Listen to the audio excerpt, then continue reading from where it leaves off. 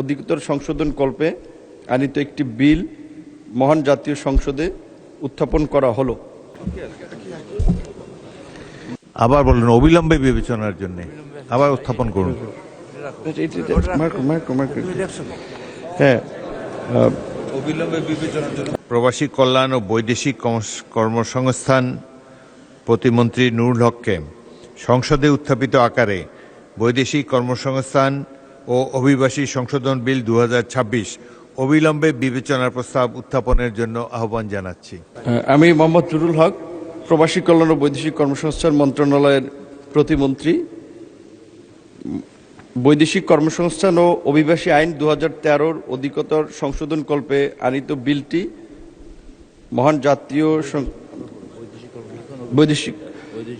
বৈদেশিক কর্মসংস্থান ও অভিবাসী সংশোধন বিল 2026 অবিলম্বে উত্থাপিত আকারে অবিলম্বে বিবেচনা করা হোক।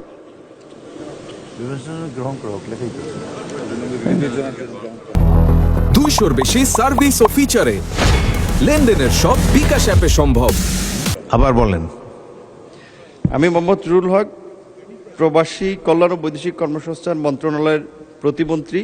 বৈদেশিক কর্মসংস্থান ও অভিবাসী আইন 2013 অধিকতর সংশোধন কল্পে আনিত বিলটি বৈদেশিক কর্মসংস্থান ও অভিবাসী আইন সংশোধন বিল 2026 উত্থাপিত আকারে বিবেচনা করা হোক।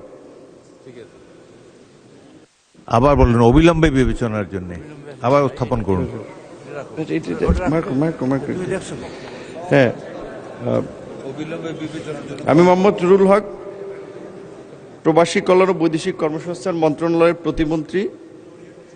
বৈদেশিক কর্মসংস্থান ও অভিবাসী আইন 2013 অধিকতর সংশোধন কল্পে আনিত বিলটি বৈদেশিক কর্মসংস্থান অভিবাসী সংশোধন বিল 2026 অবিলম্বে উত্থাপিত আকারে বিবেচনা করা হোক।